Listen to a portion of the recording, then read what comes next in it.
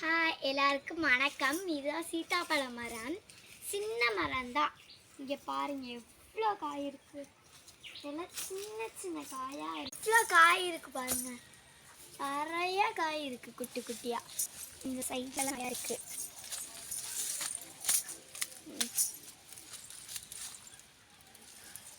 இங்கே பாருங்க, இங்கே எவ்வளோலாம் காயா இருக்கு.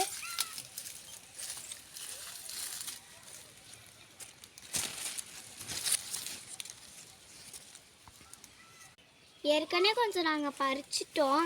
பாதி அணில் சாப்பிட்டுட்டாங்க. இதெல்லாம் கொஞ்சம் சின்னதாக, எல்லாம் கொஞ்சம் பெருசாக போனால் தான் இது எல்லாத்தையும் பறிச்சுக்கலாம். இங்கே பாருங்கள், இங்கே எவ்வளோ சின்ன. இங்கே பாருங்கள், இதை கூட போய் அணில் கடிச்சு வச்சுருக்கு. அணில் சாப்பிட்டு பாக்கி இருந்துச்சுன்னா நாம் பறிச்சுக்க வேண்டியதான். ஓகே, பாய். இந்த வீடியோ பிடிச்சிங்கன்னா லைக் பண்ணுங்கள், ஷேர் பண்ணுங்கள், மறக்காமல் சப்ஸ்கிரைப் பண்ணிடுங்க. பாய்.